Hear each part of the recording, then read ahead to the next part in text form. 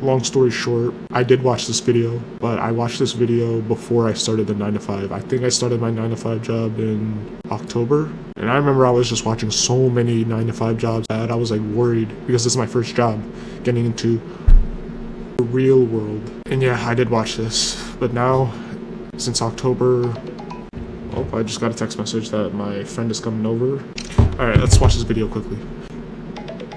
Oh my god, bro. Yeah, the last time I watched this video was before my 9 to 5 job, and it's March now, so November, December, January, February, March. So 5 months later, I'm watching this again. So let's see how I feel about this one. I was watching the 1999 movie Office Space the other day, a comedy set at the peak of the 1990s I'm honestly gonna do 1.5 speed or 125 speed, make it fast.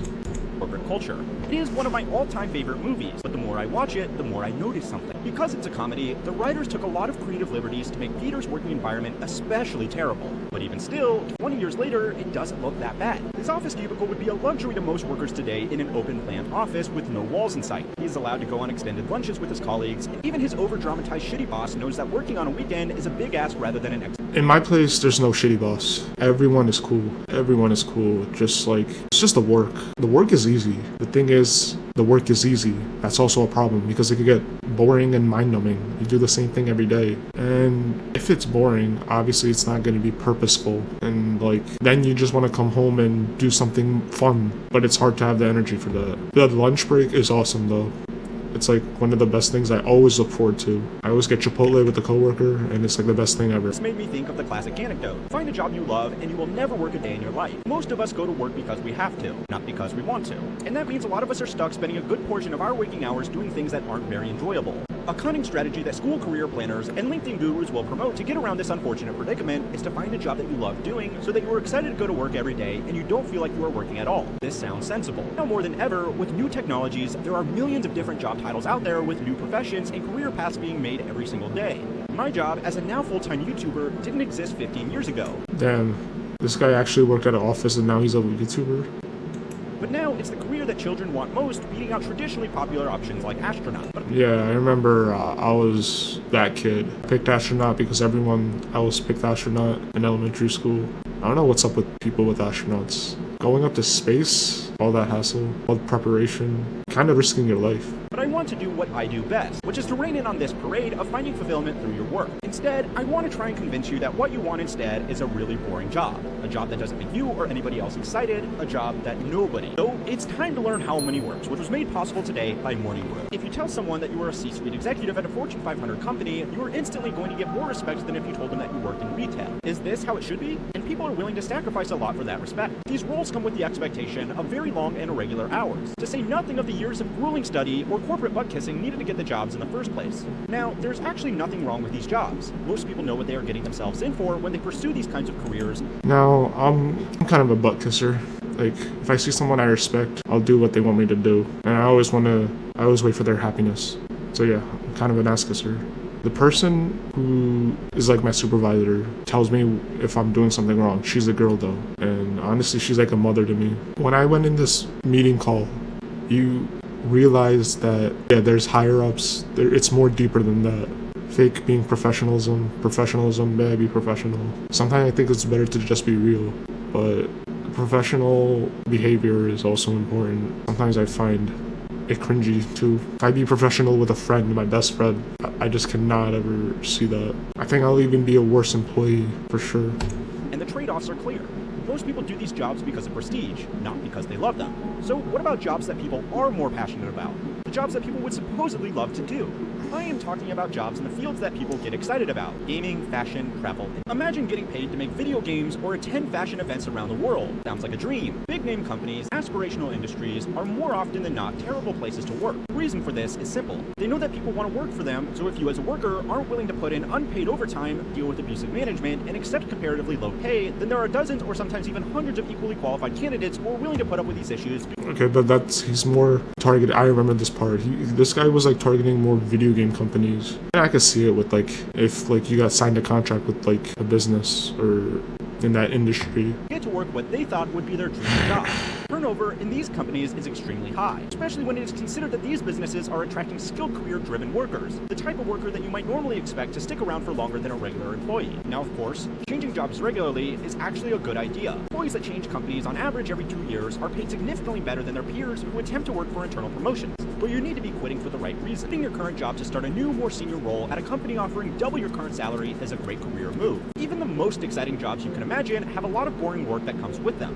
Do you think you have what it takes to... Then you belong at the #1... A video game tester will spend most of their time doing the same mission over and over again to make sure there are no bugs. And most people that work for... That, honestly, that seems boring as hell. It's like anything that you do, the same thing. And almost anything, even if you love. If you do it over and over again, it just gets boring. NFL teams spend their days in an office answering emails just like everybody else. Even if a dream job does manage to live up to its hype initially, there is one surefire way to end up hating something you originally loved. And that is being forced to do it for 40 hours a week with the threat of homelessness hanging over you if you don't. Really, you are much better off working for money and then using that money to enjoy things you love in your own time in your own way. Yeah. Hopefully, I've convinced you that exciting jobs are not all that they seem. But surely, that doesn't mean that a boring job is the best alternative, right? Well, they have a few big perks that a lot of people don't really consider. A boring job at a boring company will on average be easier to get than the rare, more prized jobs at exciting companies. Having more options available to you, especially early in your career, can be a big head start over your peers who wait it out or go through extended internships to get a traditional dream job. Boring jobs will also on average pay better. Ford's median employee made $64,360 in business, paid its median employee just $56,000 than generally marketing manager. I'm more in a rush too. You can get for doing that job. Jobs are just genuinely more enjoyable. A boring company is more likely to be filled with employees and managers who realize that a job is something people do to put food on the table. A manager at a generic boring company that has been in their job for decades and has no ambitions of moving up the corporate ladder is not going to take it personally when you ask for a raise, a promotion, or a reference letter.